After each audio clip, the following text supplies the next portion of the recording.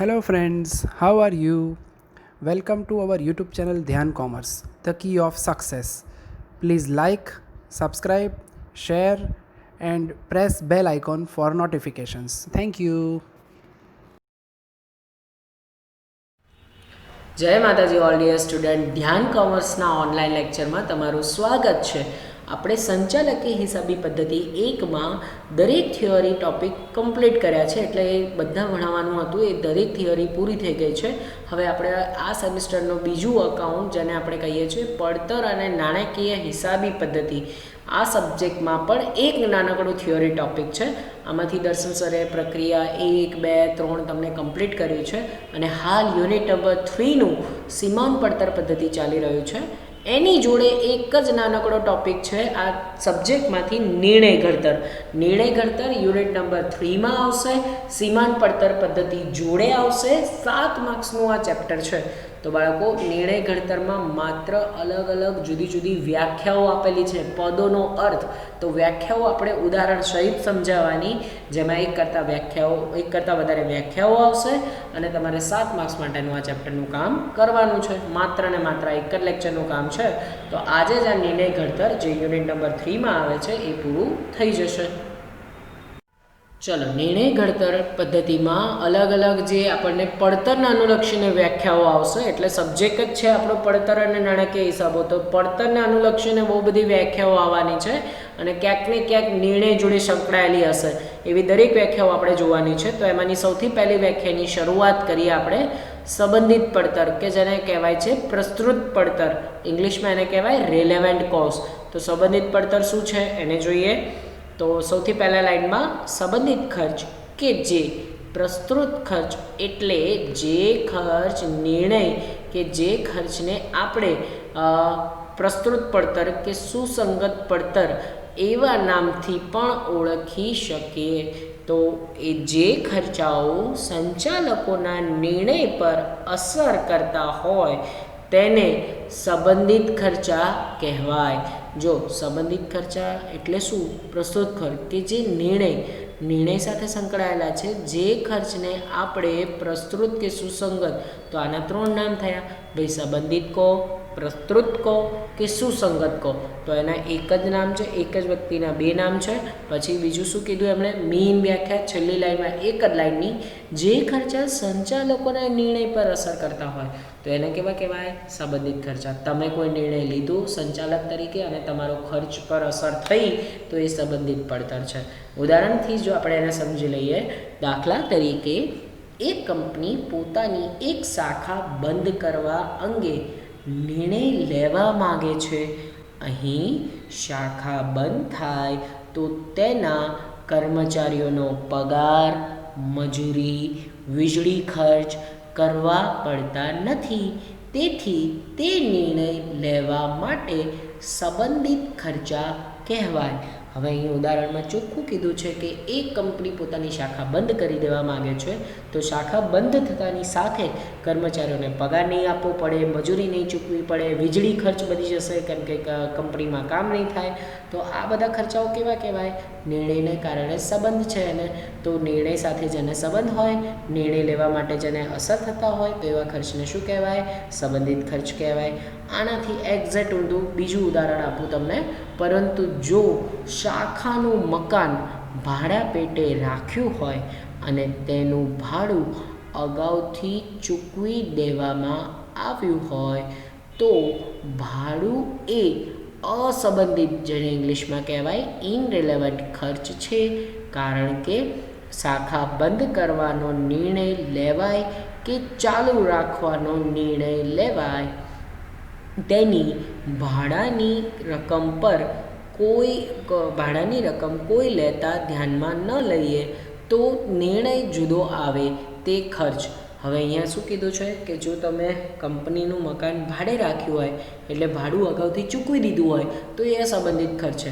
કારણ તમે શાખા બંધ કરવાનો નિર્ણય લીધો પણ ભાડું તો ચૂકવાઈ ગયું છે, તો હવે એ અસંબંધિત થઈ ગયું ને. એનો મતલબ એવો પણ થાય કે તમને કંપની ચાલુ રાખવાનો નિર્ણય લો કે બંધ રાખવાનો નિર્ણય લો, ભાડાની રકમ પર કોઈ અસર થતી નથી, એ ખર્ચને બદલાતો નથી, તો એને શું કહેવાય? અસંબંધિત ખર્ચ.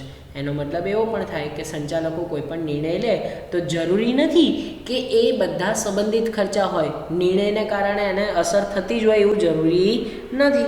કોઈ તમારા નિર્ણયથી કોઈ ખર્ચને અસર ન પણ થાય તો એને શું કહેવાય? અસંબંધિત પડતર કહેવાય છે. એટલે એના પછી તમારા નિર્ણય જોડે કોઈ લેવા દેવા નથી. ચલો આપણે બીજી પડતર જોઈશું, એ છે વધારાની પડતર. વધારાની પડતર અંગે થોડું જાણીએ. જુદા જુદા વિકલ્પોની પડતરના તફાવતને તફાવત પડતરના નામથી ઓળખવામાં આવે છે. જ્યારે કોઈ એક નિર્ણયને પરિણામે પડતરમાં વધારો થાય ત્યારે તેને વધારાની પડતર કહેવામાં આવે છે. વધારાની પડતરનું બીજું નામ છે તફાવત પડતર. એટલે જુદા જુદા વિકલ્પોના તફાવત નીકાળો તમે તો એને તફાવત પડતર કહેવાય. બીજા અર્થમાં જ્યારે કોઈ એક નિર્ણયના પરિણામે વધારાની પડતર આવે ને તો એને નામમાંથી જ ખબર પડી જાય તો એને શું કહેવાય? વધારાની પડતર. વધારાની પડતરના ઉદાહરણ પણ જોઈ લઈએ. ધારો કે કંપનીએ એકમ દીઠ ₹15 લેખે માલ વેચતી હોય, તેનો ચલિત ખર્ચ એકમ દીઠ 7 હોય અને આ ઓર્ડર ₹10 લેખે મળ્યો હોય તો આ ઓર્ડર સ્વીકારવો જોઈએ, કારણ કે આ માટે તેને વધારાના સાધનોની ખરીદવાના નથી કે વધારાનો સ્થિર ખર્ચ કરવાનો નથી. આ ઓર્ડરની તફાવત પડતર કે વધારાની પડતર ફક્ત એકમ દીઠ ₹7 લેખે ચલિત પડતર જ છે. એટલે તમે વસ્તુ 15માં વેચતા હોય, તમારો ચલિત ખર્ચ ₹7 આવતો હોય અને કોઈ ઓર્ડર ₹10 લેખે આપે તો એ ઓર્ડર લઈ લેવો જોઈએ. કારણ શું છે? તમારે વસ્તુ તો બનાવવાનો ચલિત ખર્ચ ₹7 જ રહેવાનો છે. એટલે તમારી વધારાની પડતર આ ઓર્ડર લેશો તો વધારાની પડતર જે તમારી ચલિત ખર્ચ છે ₹7 એ જ થવાની છે. એટલે વધારાની તમને ₹7 જ પડતર જશે તો પછી એ ઓર્ડર લઈ લેવો જોઈએ. કારણ તમને વસ્તુ 10માં તમે વેચી શકશો અને ₹7 બનાવી શકશો તો ચલિત પડતર તમારી સરખી જ રહેશે. એટલે આ ઓર્ડર લઈ લેવો જોઈએ. તો વધારાની પડતર વિશે ખ્યાલ આવી ગયો. ચલો પછી બીજું છે ડૂબેલી પડતર. નામ પરથી તમે જોઈ શકો, નામમાં જ એનો અર્થ છુપાયેલો છે. ડૂબેલી પડતરને જોઈએ. જે ખર્ચ ભૂતકાળમાં થઈ ગયો છે અને આ તબક્કે તે વસૂલ થઈ શકે તેમ નથી તેને ડૂબેલી પડતર કે ઐતિહાસિક પડતર કહે છે. આવા ખર્ચમાં ભવિષ્યમાં જેની ચૂકવણી ફરજિયાત રીતે કરવી પડે તેમ હોય તેનો પણ સમાવેશ થાય છે. દાખલા તરીકે જૂના યંત્રને નવું યંત્ર ખરીદવું નહીં તેનો નિર્ણય કરવા જૂના યંત્રની ચોપડે કિંમત બાદ ભંગાર કિંમત એ ડૂબેલી પડતર છે, કારણ કે તે ખર્ચ થઈ ગયો છે. હવે જો અહીંયા ધ્યાનથી સમજો, ડૂબેલી પડતર એટલે જે ભૂતકાળમાં થઈ ગયો છે અને કોઈ પણ તબક્કે વસૂલ થઈ શકે એમ નથી. ખર્ચ થયો હવે ભૂલી જવાનો, ખર્ચ થઈ ગયો હવે એ વસૂલ નહીં થઈ શકે તો એને શું કહેવાય? ડૂબેલી કે ઐતિહાસિક પડતર કહે છે. પણ ઐતિહાસિક ખરેખર ના કહેવાય, એનું આમ નામ ડૂબેલી પડતર જ છે. ઐતિહાસિક કેમ કે એ ભૂતકાળમાં થઈ ગઈ છે એટલે. બાકી એ ડૂબેલી પડતર એટલે જે ભૂતકાળમાં થઈ ગયું હોય હવે તમારે વસૂલ નહીં થઈ શકે. તો આવા ખર્ચમાં ઘણી વખત ભવિષ્યમાં થવાનું હોય ને તો એને ડૂબેલી પડતર કહેવાય છે. દાખલા તરીકે જો તમે જૂનું યંત્ર કે નવું યંત્ર ખરીદવું તે અંગે નિર્ણય કરતા હોય તો જૂના યંત્રની ચોપડે કિંમત બાદ ભંગાર કિંમત એ તમારા માટે શું છે? ડૂબેલી પડતર. એનો મતલબ કે તમારું જૂનું યંત્ર હવે જો તમે નવું ખરીદશો તો જે ખર્ચ તમે પહેલાં જૂના યંત્ર પાછળ કર્યો હતો એમાંથી ભંગાર કિંમત બાદ કરી દો એટલે એ તમારા માટે હવે ડૂબેલી પડતર છે, કારણ એ ખર્ચ થઈ ગયો છે. નવું યંત્ર ખરીદશો તો એ પણ તમારા માટે ડૂબેલી પડતર જ છે, કારણ એ ભવિષ્યમાં કરવાના છે. લઈ લીધા પછી હવે એને તમારે વાપરવાનું જ છે તો એ ખર્ચ તમારા માટે થઈ ગયો તો એ શું થયું? ડૂબેલી પડતર. ચલો હવે પછી બીજી એક પડતર જોઈશું, એ છે વૈકલ્પિક પડતર. એને પણ સમજીએ. સંચાલકો પાસે કોઈ 2 વિકલ્પ હોય અને તેમાંથી કોઈ એક વિકલ્પની પસંદગી કરવાની હોય તો બીજા વિકલ્પમાંથી મળતી આવક જતી કરવી પડે. આવા બીજા વિકલ્પની જતી કરેલી આવકને પસંદ કરેલ પ્રથમ વિકલ્પનું વૈકલ્પિક પડતર કહે છે.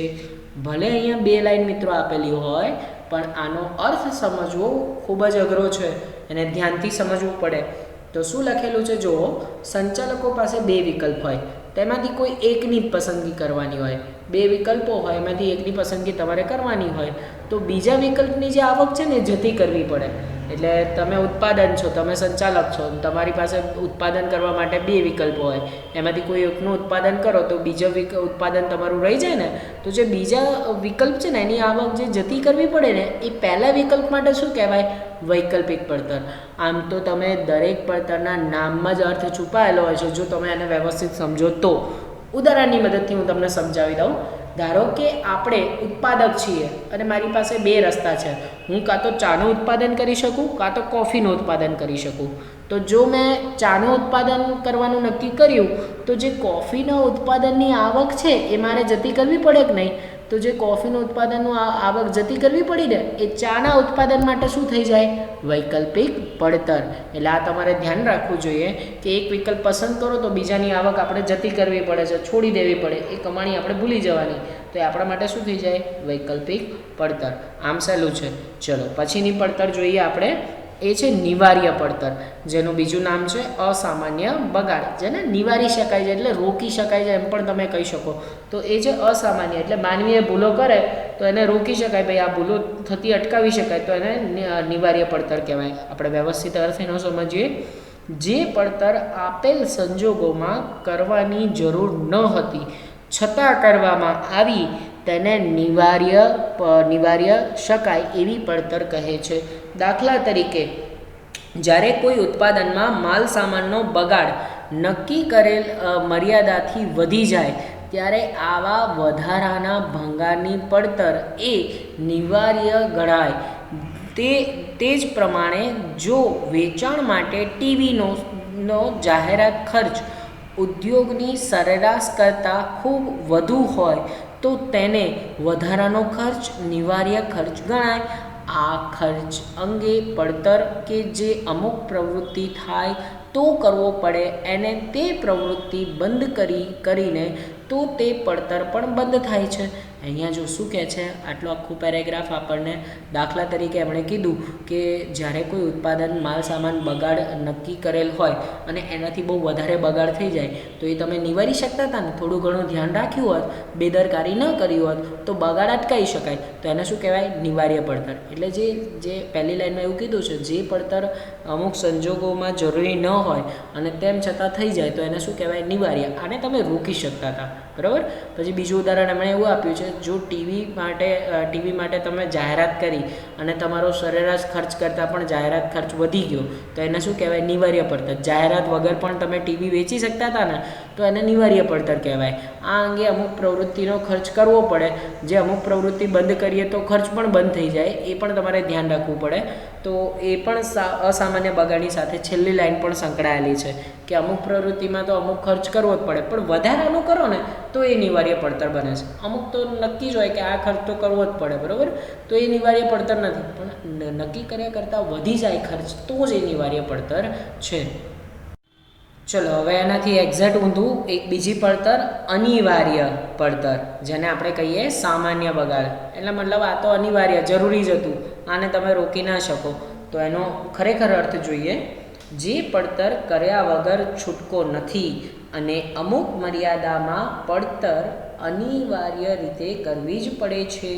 દાખલા તરીકે, જે મકાન ધંધા માટે ભાડે રાખ્યું હોય તેની સમગ્ર મુદત માટે ચૂકવવું પડતું હોવાથી તે અનિવાર્ય પડતર ગણાય છે. જો બે લાઇનમાં સિમ્પલ અર્થ અને ઉદાહરણ બંને આપી દીધું. જે પડતર કર્યા વગર છુટકારો નથી, અમુક મર્યાદામાં એ પડતર અનિવાર્ય હોય તો એને અનિવાર્ય પડતર કહેવાય, જરૂરી જ છે. બરાબર. દાખલા તરીકે સરસ ઉદાહરણ આપ્યું છે, ધંધા માટે તમે મકાન કે બિલ્ડિંગ ભાડે રાખ્યું હોય અને એનું ભાડું જે નક્કી કર્યા સમય પ્રમાણે 10 મહિના, 11 મહિના, 12 મહિના માટે ચૂકવવું જ પડે, તો એ તમારા માટે શું થઈ ગયું? અનિવાર્ય પડતર. એટલે એના સામાન્ય બગાડ પણ કહેવાય, જેનો કોઈ છુટકારો નથી. આગળની પડતર જોઈએ, એ છે સ્વૈચ્છિક પડતર. સ્વૈચ્છિક પડતરનો અર્થ જોઈ લઈએ. સ્થિર ખર્ચાને બે ભાગમાં વેચી શકાય છે. એમાં પહેલું એક નિયત પડતર અને બીજું સ્વૈચ્છિક પડતર. જે સ્વૈચ્છિક પડતર છે તે નિવારી શકાય એવી પડતર છે, જે સંચાલકોને સ્વેચ્છાએ કરે છે. ધારે તો તેનો ખર્ચ રદ કરી શકે તે જરૂરી નથી. દાખલા તરીકે જાહેરાત ખર્ચ, સંશોધન અને વિકાસ ખર્ચ. બહુ સરસ આનો અર્થ પણ છે. જે નિવાર્ય આપણે જોયું તો નિવાર્ય પડતર હમણાં જ, તો નિવાર્ય પડતરનું જ બીજું એક ભાગ છે, પણ આને થોડું અલગ અર્થમાં લીધું છે. જે સ્થિર ખર્ચા હોય ને એને બે ભાગમાં વેચી શકાય. એક નિયત પડતર એટલે જે હમણાં જોયું હતું અને બીજું સ્વૈચ્છિક પડતર. સ્વૈચ્છિકનો મતલબ એવો થાય છે તમે આને ધારો ન તો ન કરો તો ચાલે, સંચાલકોએ પોતાની સ્વેચ્છાએ આ ખર્ચ કરે છે. આ ખર્ચને રદ પણ કરી શકાય, ધારે તો ના કરે તો એ ચાલે. જેમ કે કરવો જરૂરી નથી. કયા કયા એવા ખર્ચ છે તો કે જાહેરાત ખર્ચ, પછી સંશોધન ખર્ચ અને વિકાસ ખર્ચ. જાહેરાત ન કરે ને તો એ વસ્તુ વેચાય તો એ સ્વૈચ્છિક પડતર થઈ. સંશોધન ખર્ચ, અમુક વસ્તુ પાછળ સંશોધન ના કર્યા વગર પણ ઉત્પાદન કરે ને તો એ ચાલે. વિકાસ ખર્ચ એટલે તમે એક શાખાથી બીજી શાખા ખોલી નાખવી છે, એ ના ખોલો ને તો એ ચાલે. અત્યારે તમારો ધંધો વ્યવસ્થિત ચાલી રહ્યો તો આને કેવી પડતર કહેવાય? સ્વૈચ્છિક પડતર. બરાબર, બહુ સહેલો અર્થ છે. એના પછીની પડતર પર આપણે જોઈશું સામાન્ય પડતર, જેનું બીજું નામ છે પરોક્ષ ખર્ચ. તો સામાન્ય પડતરને જોઈ લઈએ. જે પડતર કોઈ એક એકમ, જોબ કે પડતર કેન્દ્ર માટે કરવામાં આવતી નથી, પરંતુ બાંધકામ માટે કરવામાં આવે છે. બધા એકમો કે પડતર કે કેન્દ્રો વચ્ચે ફાળવણી જરૂરી બને છે તેને સામાન્ય પડતર કહેવામાં આવે છે. દાખલા તરીકે પરોક્ષ ખર્ચાઓ. હવે સમજો આને કે જે પડતર સામાન્ય રીતે એકમો, જોબ કે કેન્દ્ર સાથે નથી કરવામાં આવતી, પરંતુ એની ફાળવણી કેન્દ્રો, પડતર વચ્ચે જરૂરી બને છે તો એને સામાન્ય પડતર કહેવાય. પરોક્ષ ખર્ચા, તમને ખબર છે કોઈ પણ વસ્તુની પડતરના તમે તત્વો જુઓ તો એ છે માલ સામાન, મજૂરી અને પરોક્ષ ખર્ચા. માલ સામાન, મજૂરી એ પણ જરૂરી છે. પરોક્ષ ખર્ચામાં શું કયા ખર્ચા આવે તો કે તમારો વસ્તુનો પેકિંગનો ખર્ચ, તમે જે જાહેરાત ખર્ચ કરતા હો, વેચાણ અને ફાળવણી ખર્ચ, તો એ બધા ખર્ચા તમારા માટે પરોક્ષ ખર્ચ છે. એ સામાન્ય રીતે હોય જ છે, તો એ જરૂરી બનતા હોય છે એની ફાળવણી, તો એને સામાન્ય પડતર કહેવાય.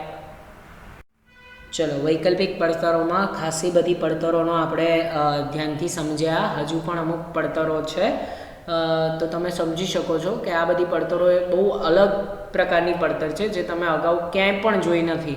તો એને ધ્યાનથી નોલેજ માટે આપણે સમજવું બહુ જ જરૂરી છે. હવે પછીની પડતર આપણે લઈએ તો એ છે ઓળખી શકાય તેવી પડતર. ઓળખી શકાય એવી પડતરને જોઈએ. જે પડતર કોઈ એક ઉત્પાદન એકમ સાથે કે પડતર કેન્દ્ર સાથે કે પડતરના એકમ સાથે ઓળખી શકાય એવી હોય તો તે એકમ કે પડતર કેન્દ્ર ખાતે પ્રત્યક્ષ રીતે ઉધારી શકાય તો તેવી પડતરને ઓળખી શકાય એવી પડતર કહેવામાં આવે છે. પ્રત્યક્ષ મજૂરી અને અન્ય પ્રત્યક્ષ ખર્ચ કોઈ એક એકમ કે પડતર કે કેન્દ્ર, જોબ સાથે સહેલાઈથી ઓળખી શકાય છે અને તે ખાતે સીધા જ ઉધારી શકાય છે. અન્ય રીતે ઓળખી શકાય એવી પડતરને પ્રત્યક્ષ પડતર એટલે કે ડાયરેક્ટ કોસ્ટ કહેવાય. અહીંયા શું કહે છે જુઓ, 4 થી 5 લાઇનમાં કે ઓળખી શકાય એવી પડતર જેને આપણે પ્રત્યક્ષ પડતર કહીએ છીએ. આગળ આપણે જોયું પરોક્ષ પડતર, હવે આ ખરેખર પ્રત્યક્ષ પડતર છે જેને આપણે ગુજરાતીમાં બીજું કહેવાય ઓળખી શકાય એવી પડતર.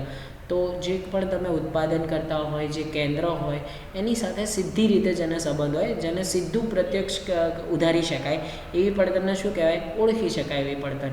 ધારો કે પ્રત્યક્ષ મજૂરી છે, પ્રત્યક્ષ માલ સામાન છે, આપણે એને સીધું ઓળખી શકીએ છીએ. બરાબર, કે ઉત્પાદન વધ્યું તો આ પડતર પણ વધી, ઉત્પાદન ઘટ્યું તો આ પડતર પણ ઘટી. એટલે કોઈ પણ કેન્દ્ર ખાતે સીધી ઉધારી શકાય. એટલે આપણે ખબર પડી જાય કે ભાઈ આ ઉત્પાદન ખર્ચ વધ્યો, આ માલ સામાન વધ્યો, તો એ આપણા માટે ઓળખી શકાય એવી પડતર છે. બહુ સહેલો અર્થ છે. પછીની અલગ પ્રકારની પડતર કે જેને કહેવાય ઐતિહાસિક પડતર. બહુ સહેલું છે, જે જૂનું થઈ ગયું હોય જેને ઐતિહાસિક પડતર કહેવાય છે. આગળ જોયું હતું આપણે ડૂબેલી પડતર, અને ડૂબેલી પડતર સાથે સંબંધ છે. એટલે જે પડતર ભૂતકાળમાં થઈ ગયું હોય. જોઈ લઈએ અર્થ એનો. જે પડતર ખરેખર ખર્ચ થઈ ગયા પછી નક્કી કરવામાં આવે છે તેને ઐતિહાસિક પડતર કહેવાય. એટલે કે ઉત્પાદન પૂરું થઈ ગયા પછી જ આવી પડતરના નિર્ણય થઈ શકે છે. તે ખરેખર ભૂતકાળમાં થઈ ગયેલ પડતર છે તેથી તે પડતર અંકુશનો હેતુ માટે બિનઉપયોગી છે. સમજો હવે જે પડતર ભૂતકાળમાં થઈ ગયે છે, જે થઈ ગયા પછી એને નક્કી કરવામાં આવે, જે થઈ ગયા પછી એને શોધવામાં આવે, તો એને શું કહેવાય? ઐતિહાસિક પડતર. ઉત્પાદન પૂરું થઈ ગયા પછી જ આ પડતર નક્કી થતી હોય છે, એટલે ભૂતકાળમાં પહેલાં એ પડતર થાય પછી એને નક્કી કરવામાં આવે. અને તો એનો મતલબ એવો પણ થાય, જે પડતર થઈ ગયા હોય તો પછી એના ઉપર તમારું અંકુશ રહે. હવે જે વસ્તુ થઈ ગઈ, જે પડતર ઓલરેડી પહેલાં જ થઈ ગઈ છે, તો એના ઉપર હવે આપણું કોઈ અંકુશ ના રહે, તો અંકુશ માટે આવી પડતર બિનઉપયોગી છે. ઉદાહરણ આપી દઉં તમને. ધારો કે તમે પેનનું ઉત્પાદન કર્યું કે કોઈ પણ વસ્તુનું ઉત્પાદન કર્યું, એમાં તમારો માલ સામાન, મજૂરી અને પરોક્ષ ખર્ચા બધું ચૂકવાઈ ગયું, ઉત્પાદન હવે પૂરું થઈ ગયું, હવે વસ્તુ સીધી વેચાણ માટે જ જવાની છે. તો હવે જે વસ્તુ થઈ ગઈ એ તમારા માટે ઐતિહાસિક પડતર કહેવાય. તો હવે આમાં તમે કોઈ અંકુશ રાખી શકો? તમે એવું કહી શકો કે ભાઈ આ માલ સામાન હું બચાવી શક્યો હોત, આટલી મજૂરી તમે આપી શકી હોત, તો હવે એના ઉપર તમારું કોઈ અંકુશ ના રહે. જે પડતર હંમેશા થઈ ગઈ છે, તો એ તમારા માટે શું થઈ જાય? ઐતિહાસિક પડતર. ચલો, નિર્ણય ઘડતરમાં હવે પછીની પડતર છે સંયુક્ત પડતર. સંયુક્ત પડતર નામ પરથી પણ સમજી શકાય છે. અર્થ જોઈ લઈએ. સંયુક્ત પડતર એ બે કે વધુ ઉત્પાદન પદાર્થ કે નોંધપાત્ર વેચાણ કિંમત ધરાવે છે અને જે કોઈ એક પ્રક્રિયા પેદાશ થાય છે તથા જ્યાં સુધી તે છૂટા પડે નહીં ત્યાં સુધી તે એક અલગ વસ્તુ તરીકે ઓળખી શકાય નહીં. તેથી એકત્રિત પડતર છે. હવે અહીંયા શું કહે છે? સંયુક્ત પડતર એટલે જ્યારે તમે ઉત્પાદન કરતા હો તો ઉત્પાદન પ્રક્રિયામાં વેચાણ કિંમત એક જ ધરાવે, પણ એ પ્રક્રિયા પેદાશમાં એક કરતાં વધુ એ પડતર હોય છે, એટલે કે એક કરતાં વધુ વસ્તુઓ અંદર હોય છે, સમાવેશ થાય છે. તો એને જ્યાં સુધી ઉત્પાદન પૂરું ના થાય ત્યાં સુધી એને અલગ રીતે ઓળખી નથી શકાતું. તો એ તમારા માટે એકત્રિત પડતર છે. એટલે તમને ઉત્પાદન કરી રહ્યા છો અને એ પ્રક્રિયામાં હોય, પણ તમે એક પ્રક્રિયાની પડતર ના શોધી શકો. એ જ્યાં સુધી બધું પૂરું ના થાય ત્યાં સુધી તમે એને અલગ રીતે ઓળખી ન શકો, તો પછી એને શું કહેવાય? સંયુક્ત પડતર. જેને તમે અલગ નથી કરી શકતા, મતલબ એ એક જ પડતર તરીકે ઓળખાય, તો એને શું કહેવાય? સંયુક્ત પડતર. આનું કોઈ અલગથી ઉદાહરણ નથી, પણ એને એવું કહી શકાય તમે કે જેમાં અલગ અલગ વસ્તુ તૈયાર કરવા માટે એક કરતાં વધારે વસ્તુની પડતર સમાયેલી હોય અંદર, એટલે એક કરતાં વધારે વસ્તુઓની છે એને છૂટી ના કરી પાડી શકાય, તો એ આપણા માટે સંયુક્ત પડતર છે. બરાબર. પછીની બીજી એક પડતર જોઈએ, જેનું નામ છે પૂર્વ નિર્ધારિત પડતર. પૂર્વ નિર્ધારિત એટલે પહેલેથી નક્કી કરેલી હોય. બહુ સરસ પડતર છે, એને સમજીએ આપણે. જે પડતર અગાઉથી અંદાજવામાં આવે, એટલે કે ઉત્પાદન શરૂ થતાં પહેલાં જે પડતર નક્કી કરવામાં આવે તો તેને પૂર્વ નિર્ધારિત પડતર કહેવાય. સામાન્ય રીતે તે ભૂતકાળના અનુભવને આચરે નક્કી થાય છે. જો આવી પડતર વૈજ્ઞાનિક રીતે નક્કી કરવામાં આવે તો તેને પ્રમાણ પડતર એટલે કે સ્ટાન્ડર્ડ કોસ્ટ કહેવામાં આવે છે. હવે સમજો આને કે ભાઈ જે પડતર પહેલેથી નક્કી કરવામાં આવે, ઉત્પાદન શરૂ કરતાં પહેલાં નક્કી કરો તો એ પૂર્વ નિર્ધારિત પડતર છે. સામાન્ય રીતે તમે એવું કેવું નક્કી કરી શકો? તો અત્યાર સુધીનો ભૂતકાળનો અનુભવ, મને ખબર જ છે કે આટલી વસ્તુ માટે આટલો ખર્ચો થશે જ, તો હું પહેલેથી જો ખર્ચ નક્કી કરી નાખું તો એ મારા માટે કેવી પડતર કહેવાય? પૂર્વ નિર્ધારિત. પણ જો તમે વૈજ્ઞાનિક પદ્ધતિ એટલે કે અમુક એનાલિસિસ કરો, બહુ બધા તમે માણસો જે તમારી પાસે અનુભવી માણસ હોય એના આધારે વૈજ્ઞાનિક ધોરણે જો તમે એને શોધો તો એને શું કહેવાય? બીજું એક નામ છે પ્રમાણ પડતર કહેવાય. શું કહેવાય? પ્રમાણ પડતર. અને જો પ્રમાણ પડતર અને તમારી ખરેખર પછી ભવિષ્યમાં જે પડતર થાય, ખરેખર પડતર અને પ્રમાણ પડતર વચ્ચે તફાવત નીકાળો તો એને કહેવાય વિચલનો. શું કહેવાય? વિચલનો. જે ખરેખર તમારા સેમેસ્ટર 6માં તમારે આવવાના જ છે. સંચાલક હિસાબી પદ્ધતિ 2માં તમારા ચેપ્ટરો આવશે પ્રમાણ પડતર પદ્ધતિ. પ્રમાણ પડતર પદ્ધતિ અને ખરેખર વચ્ચેનો તમે તફાવત કાઢો ને તો એને કહેવાય વિચલનો. તો આ પણ તમને અત્યારથી ખબર હોવી જોઈએ. પછીની એક બીજી પડતર જોઈએ, એ છે કાલ્પનિક કે આરોપિત પડતર. નામ બહુ અલગ જ છે, તમે વિચારેલા હોય એવું નામ છે, તો એને પણ જોઈએ. જે પડતર ખરેખર નથી પરંતુ માની લેવામાં આવે છે અને નિર્ણય પ્રક્રિયામાં જેનો ઉપયોગ થાય છે તેને કાલ્પનિક કે આરોપિત પડતર કહેવાય. મકાનમાં ધંધો ચલાવવો હોય છતાં જો તે મકાન ભાડે લેવામાં આવ્યું હોય તો કેટલું ભાડું ચૂકવવું પડ્યું હોત તેની ગણતરી કરી ભાડાનો ખર્ચ તરીકે પડતરમાં ઉમેરવામાં આવે છે. આમ મૂડી પરનું વ્યાજ અને પોતાની માલિકીના મકાનનું ભાડું બંને કાલ્પનિક કે વૈચારિક પડતર છે. હવે સમજો આને, જે પડતર ખરેખર થઈ જ નથી, માની લેવામાં આવી છે, નિર્ણય પ્રક્રિયામાં જેનો ઉપયોગ થાય છે, એટલે કે જેનો ઉમેરવામાં આવે, તો એ કઈ પડતર કહેવાય? કાલ્પનિક કે આરોપિત. ઉદાહરણથી મસ્ત ક્લિયર થઈ જશે. ધારો કે તમે કોઈ ધંધો ચલાવતો હોય, તમારું પોતાનું મકાન છે, પોતાની બિલ્ડિંગ, પણ એવું માની લો કે એ બિલ્ડિંગ ભાડેથી લીધી હોત તો એ ભાડું ચૂકવવું પડ્યું હોત ને, તો એને કઈ પડતર કહેવાય? કાલ્પનિક પડતર. એટલે તમે માની લીધું કે આ ભાડું આટલું થશે, અત્યારે ભલે નથી, પણ તેમ છતાં તમે એને માનીને એને ધ્યાનમાં લો તો એને શું કહેવાય? કાલ્પનિક પડતર. એ જ રીતે મૂડી હોય તમારી, તમે તમારા ધંધામાં પોતાની મૂડી રોકી છે, પણ તમે એવું માનો કે આ મૂડી પર તમારે વ્યાજ ચૂકવવું પડે. હા, તમારી બહારથી લાવ્યો હોય તો એના ઉપર વ્યાજ ચૂકવવું પડે ને, તો વ્યાજ જે તમે ગણશો ને એને શું કહેવાય? કાલ્પનિક પડતર. જે ખરેખર નથી થઈ પણ તમે માની લો છો કે આ પડતર થાય તો એને કહેવાય કાલ્પનિક પડતર. ચલો હવે પછીની ખૂબ અગત્યની એક એવી પડતર, અંકુશપાત્ર, બિન અંકુશપાત્ર પડતર. એટલે જે અંકુશ થઈ શકે છે, બિન અંકુશ. હવે જોઈએ પહેલાં એને સમજીએ. બિન અંકુશપાત્ર પડતર સંચાલકોના અંકુશની બહાર હોય છે, એટલે કે મેનેજર તેના પર અંકુશ હોતો નથી. મોટા ભાગના સ્થિર ખર્ચ બિન અંકુશપાત્ર હોય છે. દાખલા તરીકે ભાડું, ઘસારો, વીમો, પગાર વગેરે. કેટલાક ખર્ચ એવા છે કે જે મેનેજર દ્વારા અંકુશપાત્ર હોય છે, જ્યારે બીજા મેનેજર દ્વારા બિન અંકુશપાત્ર હોય છે. દાખલા તરીકે ઓજાર, સમારકામ. વિભાગને ખર્ચ જે તે વિભાગના સંચાલન માટે અંકુશપાત્ર ગણાય, પરંતુ જે ઉત્પાદન વિભાગના પ્રમાણસર ખર્ચ ફાળવવામાં આવે તો મેનેજર માટે બિન અંકુશપાત્ર છે. સમજો હવે આખો પેરેગ્રાફ કે જ્યારે કોઈ એવા ખર્ચ હોય કે જે સંચાલકોના અંકુશની બહાર હોય, જેને સંચાલકો અંકુશ ના કરી શકે, તો એને કેવા ખર્ચ કહેવાય? બિન અંકુશપાત્ર. ઉદાહરણ તરીકે ભાડું. તમે બિલ્ડિંગ જ્યાં ઉત્પાદન કરો છો એ જગ્યાનું ભાડું તમે આપતા હો તો એ તમે અંકુશ થોડી રાખી શકશો. એવું થોડી કહેશો કે નહીં આપીએ તો ચાલશે, તો એના ઉપર આપણો અંકુશ નથી, તો એ તમારા માટે કેવો થઈ ગયો? બિન અંકુશપાત્ર. હા, પછી ઘસારો રોકી ના શકો તમે. વીમો હોય, હા, તમે વીમો ઉતરાયો હોય તો વીમાનું પ્રીમિયમ ભરવું પડે, તો એ તમારા માટે બિન અંકુશપાત્ર જ થયો ને. પગાર, કર્મચારીઓને એમ કહેશો કે પગાર નહીં આપીએ તો ચાલશે, હા, કર્મચારીઓને પગાર આપવાનું બંધ કરી દો, કર્મચારીઓ કામ કરે ના કરે, તો એ તમારા માટે બિન અંકુશપાત્ર થયું. પછી આનાથી એક્ઝેક્ટ ઊંધું, જે મેનેજર દ્વારા અંકુશપાત્ર હોય તો એવા ખર્ચને શું કહેવાય? અંકુશપાત્ર ખર્ચ. પણ એવું બની શકે કે એક મેનેજર માટે એ અંકુશ થઈ શકે અને બીજા મેનેજર માટે એ બિન અંકુશ પણ હોય. આવું ઉદાહરણ એમને જો છેલ્લે આપેલું છે. દાખલા તરીકે ઓજારોનો સમારકામ વિભાગને ખર્ચ છે, તો એક વિભાગ માટે એ અંકુશપાત્ર હોય. ધારો કે જે ઉત્પાદન કરે છે એ વિભાગે એ સમારકામ આરામથી કરી લેશે કોઈ પણ ઓજારોનું, તો એમના માટે એ અંકુશપાત્ર છે.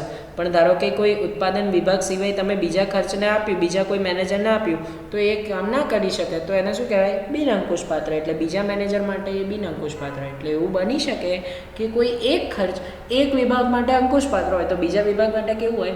બિન અંકુશપાત્ર. એટલે નામ પરથી તમે એને સમજાવી શકો છો. અંકુશ થઈ શકે તો અંકુશપાત્ર, અંકુશ ન થઈ શકે તો બિન અંકુશ. ચલો આગળ જઈએ. પછીની એક બીજી સરસ પડતર, એનું નામ છે ક્રમિક પડતર. અર્થ જોઈએ. જ્યારે ટૂંકા ગાળા માટે ગૌણ પ્રવૃત્તિની શ્રેણી માટે પડતર સમાન રહે તેને ક્રમિક પડતર કહે છે. એટલે જ્યારે કોઈ ટૂંકા ગાળા માટે સમાન પ્રવૃત્તિ માટે પડતર ક્રમિક રહેતી હોય તો એને ક્રમિક પડતર કહેવાય. બીજા શબ્દોમાં કહીએ તો કુલ પ્રવૃત્તિના ભાગરૂપ નાની નાની પ્રવૃત્તિની શ્રેણી માટે જે પડતર સ્થિર રહે છે તેને ક્રમિક પડતર કહેવાય. હવે આને સમજવું હોય ને ખરેખર તો ઉદાહરણની મદદથી સમજાય. એટલે ટૂંકા ગાળા માટે જે પડતર સમાન રહે છે, હા, તો એને ક્રમિક પડતર કહેવાય. અને એને નાની નાની પ્રવૃત્તિના ભાગરૂપે વેચે ને ટુકડાઓ પાડીએ ને તો પણ એ સ્થિર રહે છે, તો એને ક્રમિક પડતર કહેવાય. ઉદાહરણ તમને આપું. ધારો કે કોઈ એક પરીક્ષા કેન્દ્રમાં પરીક્ષા લેવાઈ રહી છે અને એમને વિદ્યાર્થીઓ ફાળવવામાં આવ્યા છે. ધારો કે માની લો કે એમને 310 વિદ્યાર્થીઓ ફાળવ્યા છે. કેટલા વિદ્યાર્થીઓ? 310. તો હવે એમને 30-30ના બ્લોકમાં એમને વિભાજિત કરવાનું છે. તો 30-30ના લેખે 10 તો બની જશે, પણ ધારો કે 300 વિદ્યાર્થી ઉપરના બીજા 10 વિદ્યાર્થીઓ બચતા હોય તો એક ક્લાસમાં 30ની જગ્યાએ 10 માટે પણ એક બ્લોક ફાળવવો પડે. એવું કહેવાય કે ભાઈ 30ની જગ્યાએ 40 બેહાડ દેજો, 50 બેહાડ દેજો, એવું ના થાય. નિયમ પ્રમાણે એવું નથી થઈ શકતું. તો મતલબ શું થયો કે 30-30ના સ્ટુડન્ટને ગ્રુપ પાડ્યું તો એમના જે સુપરવાઇઝરો છે એમને સુપરવાઇઝરો બોલાવવું પડે ને 30 વિદ્યાર્થી વચ્ચે એક. તો એ શું બતાવે છે કે ધારો કે તમે વધારે કરશો ને બ્લોક, જેટલા બ્લોક વધારે બનશે, ભલે પછી એમાં 30 વિદ્યાર્થીઓ હોય કે 30 કરતાં ઓછા પણ હોય, તો પણ એમનો એક સુપરવાઇઝરનો ખર્ચ કેવો રહે છે? સરખો જ. એટલે એ ક્રમિક છે, પ્રવૃત્તિનો ભાગ છે, ટૂંકા ગાળા માટે એ પડતર સ્થિર રહે છે, તો એને શું કહેવાય? ક્રમિક પડતર. એટલે સુપરવાઇઝરો તો તમારે 10 વિદ્યાર્થી હશે ને એક બ્લોકમાં, તો એના માટે સુપરવાઇઝર રાખવો પડશે. એવું નહીં ચાલે કે 10 વિદ્યાર્થીઓને ગમે ત્યાં સેટ કર્યા. 300 હોય તો 10 બ્લોક બને 30-30ને લેખે, તો ઉપરના 310 વિદ્યાર્થીઓ હોય તો ઉપરના 10 વિદ્યાર્થીઓ માટે બી બ્લોક બનાવવો પડશે ને, તો એને શું કહેવાય? ક્રમિક પડતર. ચલો, નિર્ણય પડતરમાં હવે છેલ્લી 1-2 પડતર, જેમાં છે પેદાશ પડતર અને એનું બીજું નામ છે પ્રત્યક્ષ પડતર. જે પડતરને પેદાશ સાથે પ્રત્યક્ષ રીતે ઓળખી શકાય તેને પેદાશ પડતર કહેવામાં આવે છે. દાખલા તરીકે માલસામાન, પ્રત્યક્ષ મજૂરી તથા ઉત્પાદનના પરોક્ષ ખર્ચા બધા જ પેદાશ પડતરનો ભાગ ગણાય છે, કારણ કે તે બધા જ ખર્ચ પેદાશની ઉત્પાદન પર આધારિત છે. એનો મતલબ કે જ્યારે તમે વસ્તુને પ્રત્યક્ષ રીતે ઓળખી શકો તો પડતરને, જે પડતર પેદાશ સાથે પ્રત્યક્ષ રીતે ઓળખી શકાય તો એને શું કહેવાય? પેદાશ પડતર. એટલે જેમ કે માલ સામાન છે, તમે ઉત્પાદન કેટલું કર્યું તો માલ સામાન કેટલો વપરાયો એ પણ જાણી શકો છો. ઉત્પાદન સાથે સાથે મજૂરી કેટલી ચૂકવી એ જાણી શકો છો. તો માલ સામાન, પ્રત્યક્ષ મજૂરી, બીજા પરોક્ષ ખર્ચા, એને શું કહેવાય? પેદાશ પડતર. કારણ કે આવા ખર્ચને આપણે ઉત્પાદન સાથે આધાર રાખીએ છીએ કે ઉત્પાદન જેટલું કરશો એટલું એ વધારે વપરાશે.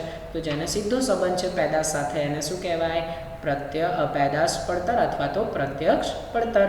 અને હવે પછીની છેલ્લી પડતર આપણે જોવા જઈ રહ્યા છે એ છે મુદતી પડતર. મુદતી એટલે જે સ્થિર પડતર હોય, સમય પર આધારિત પણ કહી શકો.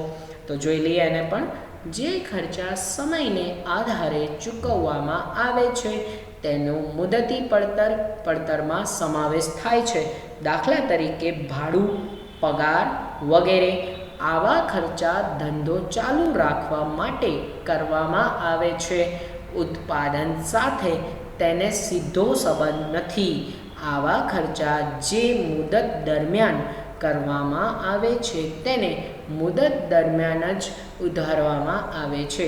હવે સમજો, આને બહુ સહેલો અર્થ છે આમ તો, કે જે ખર્ચા સમય આધારે ચૂકવવામાં આવે છે અને મુદતી પડતર કહેવાય. દાખલા તરીકે ભાડું, પગાર સમય અનુસાર ચૂકવવાનો હોય, જેનો ઉત્પાદન સાથે સીધો સંબંધ નથી, પણ ધંધા સાથે ચાલુ રાખવા માટે આપણે આવા ખર્ચા કરીએ છીએ. તો આવા ખર્ચાને શું કહેવાય? મુદતી પડતર. એને જોયું, જેનું બીજું નામ છે સ્થિર પડતર, જે સ્થિર છે, જેનો ઉત્પાદન સાથે સીધો સંબંધ નથી. અને આ સાથે આપણી દરેક વ્યાખ્યાઓ અહીં પૂરી થાય છે. પછી શરૂઆતની હતી ને, જે સંબંધિત પડતર, પછી ડૂબેલી પડતર, પછી વૈકલ્પિક પડતર, એ તમારા માટે મોસ્ટ આઈએમપી છે. તો અમુક પડતરો તમને પરીક્ષાલક્ષી પૂછેલી છે, પણ બાકીની પડતર પણ અર્થ અને નોલેજ માટે સમજવી જરૂરી હતી. તો મેં તમને આખું ચેપ્ટર નિર્ણય પડતરની દરેક વ્યાખ્યાઓને સમજાવી દીધી છે. બરાબર? ચલો, હવે ચેપ્ટર પૂર્ણ થયાને અંતે હંમેશા આપણે વૈકલ્પિક પ્રશ્નો જોતા હોઈએ છીએ, પણ નિર્ણય ઘડતરમાંથી અત્યાર સુધી છેલ્લા ગમે તેટલા વર્ષોનું તમે પેપર જુઓ, માંડ 1 કે 2 જ MCQ આવે છે અને એમાંથી દર સાલ તો MCQ પૂછતા જ નથી. સીમાંત પડતર પદ્ધતિમાંથી વધુ વૈકલ્પિક પ્રશ્નો આવે છે. તેમ છતાં અત્યાર સુધી યુનિવર્સિટીમાં જે 2 કે 3 MCQ આવ્યા છે ને, હું તમને અહીં બતાવી દઉં. સૌથી પહેલો MCQ, સંબંધિત પડતર એટલે શું? એમાં વિકલ્પોમાં પહેલું છે ડૂબેલી પડતર, બીજું છે કાલ્પનિક પડતર, ત્રીજું છે ક્રમિક પડતર અને ચોથું ડી. આમાંથી એક પણ નહીં. તો જવાબ આવશે એક પણ નહીં. સંબંધિત એટલે જેના ઉત્પાદન સાથે તમારા નિર્ણય સાથે સંબંધ છે. તમે નિર્ણય લો અને એ પડતર થાય, તો એને સંબંધિત પડતર. આમાંથી જવાબોમાંથી વિકલ્પમાંથી એક કંઈ નથી. કારણ શું છે ખબર? સંબંધિત પડતરના બીજા નામ તમે વિચારો. પ્રસ્તુત પડતર કહેવાય. પછી એનું ત્રીજું નામ એક હતું સુસંગત પડતર. આમાંથી વિકલ્પોમાં એક કંઈ નથી દેખાતું, એટલે આમાંથી એક પણ નહીં આવે. જવાબ આવશે ડી. બીજો એક વૈકલ્પિક પ્રશ્ન જે આ ચેપ્ટરમાંથી આવ્યો છે, નીચેના પૈકી કઈ પડતર સામાન્ય રીતે સંબંધિત નથી? ભાઈ સંબંધિતમાં બીજો MCQ, સંબંધિત પડતર નથી તો કે ડૂબેલી પડતર, વૈકલ્પિક પડતર, વધારાની ચલિત પડતર, વધારાની સ્થિર પડતર. તો આમાં જવાબ આવશે ડૂબેલી પડતર. હવે સમજો સંબંધિત એટલે તમારા નિર્ણયથી જે પડતરને સંબંધ હોય તો એવી પડતરને સંબંધિત પડતર કહેવાય. તો વૈકલ્પિક પડતર એ તમારા માટે એક વિકલ્પ છે ને, જે તમે નક્કી કરો અને એને એક પડતર થતી હોય છે, તો વૈકલ્પિક પડતર પણ સંબંધિત પડતર કહેવાય. પછી વધારાને ચલિત ખર્ચા, વધારાના સ્થિર પડતર, તમે નક્કી કર્યું એટલે આ વધારાના સ્થિરને ચલિત ખર્ચા થયા, તો એ સંબંધિત પડતર કહેવાય કે ના કહેવાય? કહેવાય. તો આમાંથી કંઈ નથી તો કે ડૂબેલી પડતર નથી. જે થઈ જાય એ આપણે ના રોકી શકીએ, તો એ ડૂબેલી પડતર એ સંબંધિત પડતરનો ભાગ નથી. જો તમે અર્થ વ્યવસ્થિત સમજ્યા હો તો આ વિકલ્પો આવડી જાય.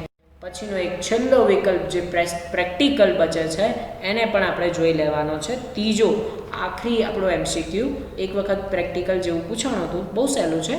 કેવલ કંપનીએ કેટલાક વર્ષ પહેલાં 2 લાખની કિંમતનું એક યંત્ર ખરીદ્યું હતું.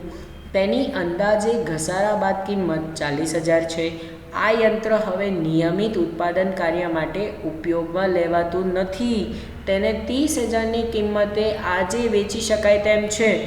એક વધારાનો કોન્ટ્રાક્ટર લેવાની વિચારણા કરે છે, જેમાં આ યંત્ર 5 માસ માટે વપરાય છે. ત્યાર પછી આ યંત્ર 24,000માં વેચી દઈ શકાય. ઉપયુક્ત વિગત પરથી નક્કી કરો કે કોન્ટ્રાક્ટર માટે યંત્રની સંબંધિત પડતર કેટલી ગણાશે. જવાબ આપેલો છે A 30,000, B 6,000, C 24,000 કે D 10,000. જવાબ 6,000 આવશે.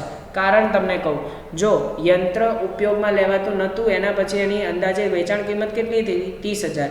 હવે કોન્ટ્રાક્ટરે 5 વર્ષ એને વાપર્યું, પછી એને 24,000માં વેચી દીધું. તો 30,000માં વેચ્યું હોત તો એને પહેલાં 30,000 મળે, પણ હાલે કેટલા વેચ્યું એણે? 24,000. તો તમે વાપર્યું, તમારો નિર્ણય હતો કે એને 5 વર્ષ વાપરીએ પછી વેચીએ. ચાહો તો 30,000માં વેચી શકતા હતા કે નહીં? ઉપરની 2 લાખ એની કિંમત ભૂલી જાઓ, ઘસારા બાદ કિંમત 40,000 છે એ ભૂલી જાઓ. પણ ખરેખર તમે 30,000માં વેચી શકતા હતા, પણ તમે ક્યારે વેચ્યું? 5 માસ વાપર્યા પછી. તો 5 માસ વાંચ્યા પછી 24,000માં વેચ્યું, તો તમે નિર્ણય લીધો એના કારણે 30,000 - 24,000 જવાબ આવે તફાવત 6,000. તો એ તમારા માટે સંબંધિત પડતર ગણાય, કારણ કે તમે નિર્ણય લીધો ને એટલે 30,000ના તમને 24,000 મળ્યા. તો તમને નુકસાન ગયું ને, પહેલાં 30,000માં વેચી કાઢ્યું હોત તો ચાલે જ ને. તો હાલ 24,000માં વેચ્યું એટલે બંને વચ્ચેનો તફાવત 6,000 એ આપણો જવાબ રહેશે. 3 વિકલ્પો તમે જોઈ શકો છો સંબંધિત પડતરને લગતા જ પૂછ્યા છે. એટલે સંબંધિત પડતર આખા ચેપ્ટરમાંથી મોસ્ટ IMP. અને આ સાથે આપણું આ નિર્ણય ઘડતર જે 7 માર્ક્સનું ચેપ્ટર છે અહીં જ પૂરું થાય છે. જય માતાજી, ઓલ ઓફ યુ.